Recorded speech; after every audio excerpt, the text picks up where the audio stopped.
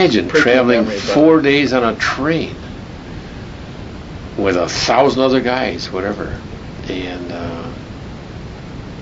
Pullman, sleeper car type thing, where we had a bed to sleep in and so on and so forth. No room for our gear. It was just kind of all in the aisles or all over the place. But some guys they had to sleep in a, train chair, train chair sitting up. But I was in a Pullman car where there was bunk beds and so on. Anyhow, didn't take long once we were on the train headed that way to find people who had decks of cards. Yeah. And the poker playing started, and it just really never ended. And one thing that I remembered as soon as Lee said that business there was that my dad, Frank C. Berry, spent his adult life being a Pullman inspector, meaning he rode the trains and made sure that the dining car stewards and the porters and so on did their job and polished shoes and cooked the right meals and polished the silver and so on. And he had the absolute power of life and death over these black people.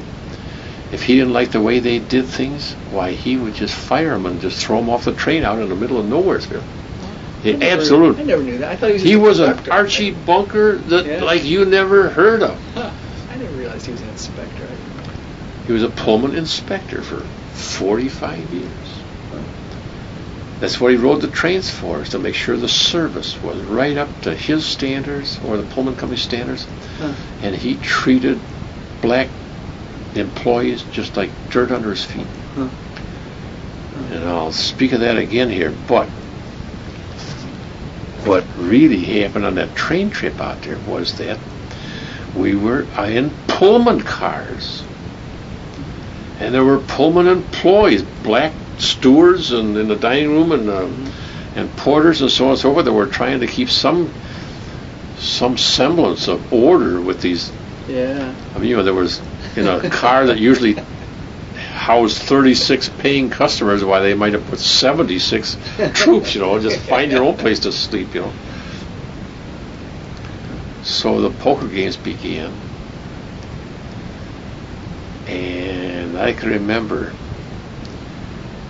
that at one stop where we knew we were going to be there for a couple hours, why we all jumped on the platform and tore off this way or that way to get a cold beer, this and that. And I got a deck of cards.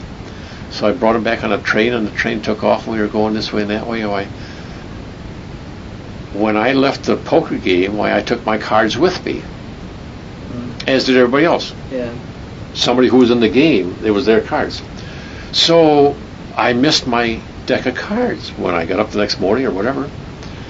And I went from this game to that game, and all of a sudden there's my deck of cards being used in some, where did you get those cards? And anyhow, it turned out,